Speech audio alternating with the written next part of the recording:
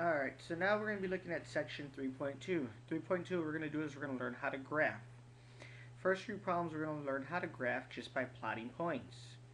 Pretty similar to what we were doing last time. Last time we were looking for ordered pairs in 3.1, and we're going to start out the same way. So if you could tell here, they give us this equation, and they want us to complete the ordered pair. So here they're telling us, if you want, we could even visualize it in a table like you were doing in 3.1. Here they tell us x is 0. And x is negative 6. So what we need to do is find what y is by plugging it into our equation. So first let's look at when x is 0. We have our equation. So we're just going to plug x in for 0 and find what our y is. Y plus 0 equals negative 6. So we get y to equal negative 6. So we have one ordered pair now, 0, negative 6. Do the same thing for when here now they're telling us x is negative 6. Remember, your ordered pair is always x, y. So the first number will be your x, the second number is y. Our first number they're giving to us, we're looking for the second number. X is negative 6. We have our equation again. Y plus x equals negative 6. Y plus negative 6 equals negative 6. So negative, we could add 6 to both sides. That will cancel. We get y to equal 0. So our second ordered pair is negative 6, 0. So now what this equation is telling us is basically when x is 0, we get to be 0, negative 6. So that's our first point. We have 0, negative 6 right there. Next point is x is negative 6 and y is 0. Here we have 2 points.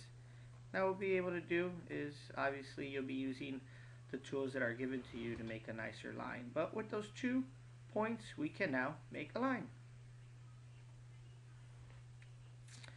So one thing we're also going to learn is basically how to plot using the intercepts. One thing that's important to know is an x-intercept. For an x-intercept, your x will be a number.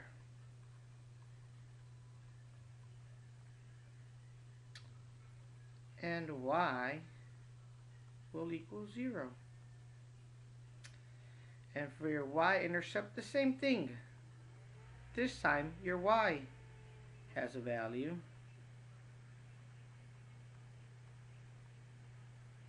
And your x is 0. So what we could do is make ourselves a table.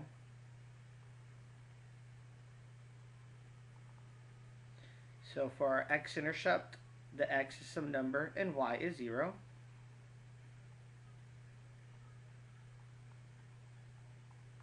Your y, for the y-intercept, your y has a number and your x is 0.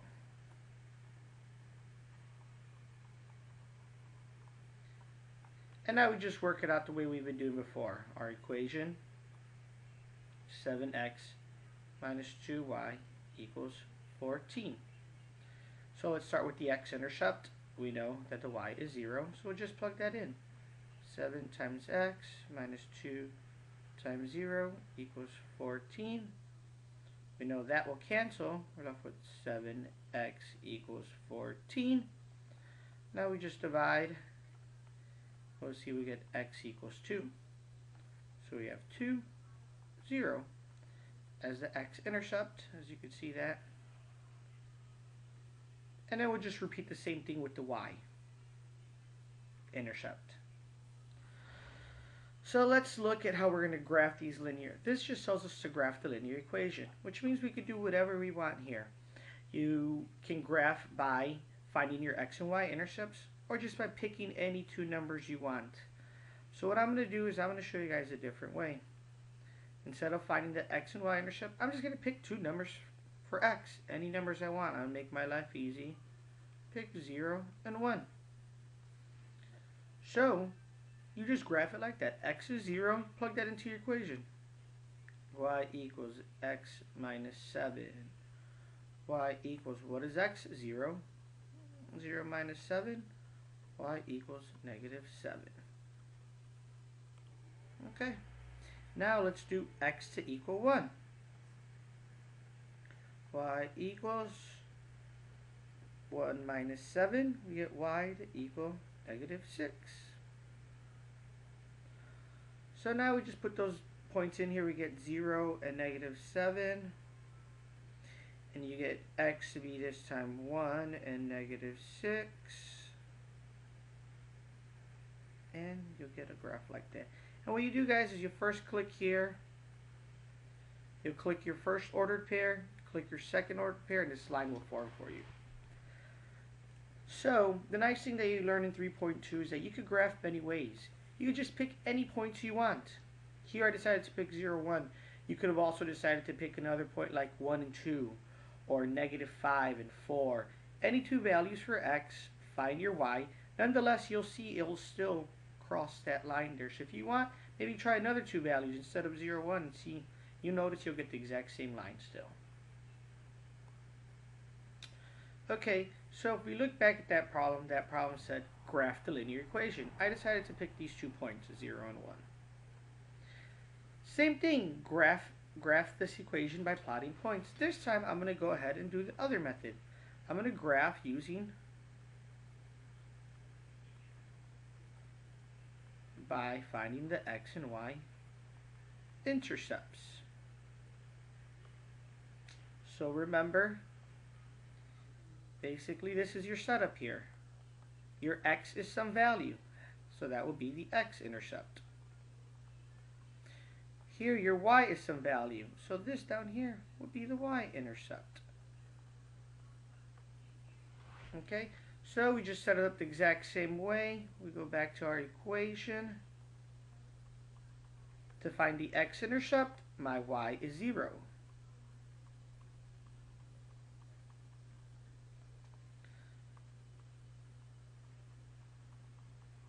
Okay, we're just solving for x here. We see x to be 0. So we get that. So now let's do it again.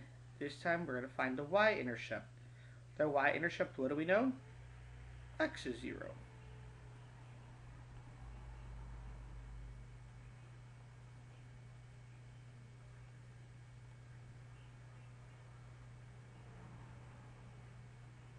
Substitute x to be 0 because our y-intercept, that's what we know.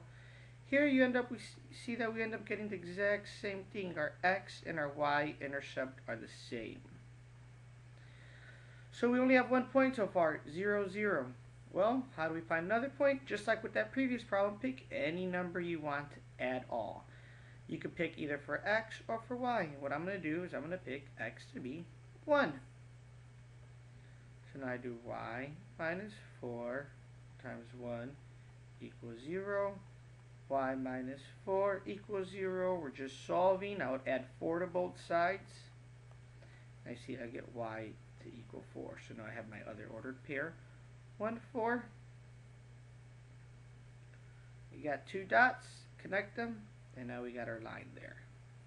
So sometimes you'll see that the x-intercept and the y-intercept will be the exact same thing like we see here. So let's just pick another point. Another number. We picked the number for x. We got it to be 1. Solved. We found y to be 4. Now we have 2 points. And now we can just graph them like we have before. So let's look at this one. Find the graph of the equation by plotting points. So like I said, either way, I'm going to go ahead and do it using the x. I'm going to just go ahead and pick 2 values for x, like 0 and 1 again. Like I said, you can pick any 2 numbers you want. It does not matter. Y equals negative 3 times 0. See y to equal 0. So I got 1 point right there. We'll do it again. Y equals negative 3 times x is what this time? 1. So y equals negative 3. So now my second point, 1 and negative 3. Right there. Connect the dots. Like I said, you'll be able to use this tool right there. This is a nice one because it just says x equals 4. Nothing else. We saw in 3.1 when x equals some value, it doesn't matter what y is. This says x equals 4 and that's it. Here's x and that's where it equals 4. And remember, we got a graph by plotting points. So just pick any 2 points you want. Make yourself a table. X is 4 no matter what. X is 4. Pick any 2 numbers you want. 4 could be, or y could be 0, or y could be 1. No matter what, x will always be 4. So we have this, we have that, and you'll notice you should get, my line's not the best, but it's just going to be a straight. Let's try this out again. It should just be a line that goes nicely up and down. Up and down, just like that. Obviously nicer than that, though. Okay, here, this word problem is, let's look at it. It says the graph shows the value of a certain automobile over its first 5 years as a function of its age. Use this graph to estimate the depreciation, or in other words, loss in the value during the second year. So here's the first year, here's the second year, third year, fourth year, fifth year. So we want to see how much it lost during the second year. One thing we need to find out is what are each one of these worth? Okay, so this is 26,000. We need to look at each one of these. Looks like each one of these is going to be 2,000, 2,000, 4,000, 6,000, 8,000, 10,000, 12,000, 14,000, 16,000, 18,000, 20,000, 22,000, 24,000, 26,000.